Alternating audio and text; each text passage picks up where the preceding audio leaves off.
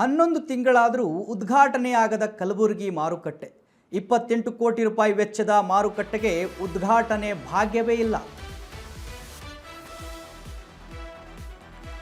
11 ತಿಂಗಳಾದರೂ ಉದ್ಘಾಟನೆಯಾಗದ ಕಲಬುರಗಿ ಮಾರುಕಟ್ಟೆ 28 ಕೋಟಿ ರೂಪಾಯಿ ವೆಚ್ಚದಲ್ಲಿ ಆ ಮಾರುಕಟ್ಟೆಯನ್ನು ನಿರ್ಮಾಣ ಮಾಡಲಾಗಿದೆ. ಆದರೆ ಮಾರುಕಟ್ಟೆಗೆ ಉದ್ಘಾಟನೆ ಭಾಗ್ಯನೇ ಸಿಗ್ತಾ ಇಲ್ಲ.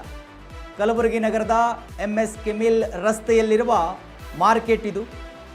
ಕೂಡಲೇ ಮಾರುಕಟ್ಟೆ ಉದ್ಘಾಟನೆ ಮಾಡಬೇಕು ಅಂಥೇಳಿ 350 ವ್ಯಾಪಾರಿಗಳು ಆಗ್ರಹಿಸ್ತಾ ಇದ್ದಾರೆ. ಮಳೆಗಾಲದಲ್ಲಿ ರಸ್ತೆ ಬದಿ ವ್ಯಾಪಾರಕ್ಕೆ ತೀವ್ರ ತೊಂದರೆ ಆಗ್ತಾ ಇದೆ. ಹೊಸ ಮಳಿಗೆ ಹಂಚಿಕೆ ಮಾಡಿ ವ್ಯಾಪಾರ ಆರಂಭಿಸಲು ಒತ್ತಾಯಿಸ್ತಾ ಇದ್ದಾರೆ ವ್ಯಾಪಾರಸ್ಥರು.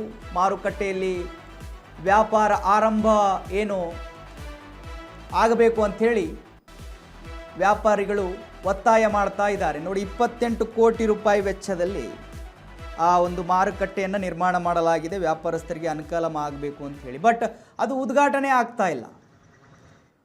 ವ್ಯಾಪಾರಿಗಳಿಗೆ ಪಾಪ ಮಳೆ ಬಂತು ಅಂದರೆ ಮಳೆಯಲ್ಲೇ ವ್ಯಾಪಾರ ಮಾಡಬೇಕು. ನೀವು ದೃಶ್ಯದಲ್ಲಿ ಗಮನಿಸ್ತಾ ಇದ್ದೀರಿ, ಹಳ್ಳಿಗಳಿಂದ ತರಕಾರಿ ತರ್ತಾರೆ ರೈತರು. ಅಲ್ಲಿ ಮಾರಬೇಕು, ಮಾರಾಟ ಆಗಬೇಕು, ಒಂದು ಸೂಕ್ತ ಜಾಗ ಬೇಕು. ನಿರ್ಮಾಣ ಆಗಿದೆ, ಹೌದು. 28 ಕೋಟಿ ರೂಪಾಯಿ ಒಂದ ಎರಡರಿ, ಅದು ಕರೆಕ್ಟಾಗಿ ಯೂಸ್ ಆಗಬೇಕು ತಾನೆ. ಅಷ್ಟು ಖರ್ಚು ಮಾಡಿದ್ರೆ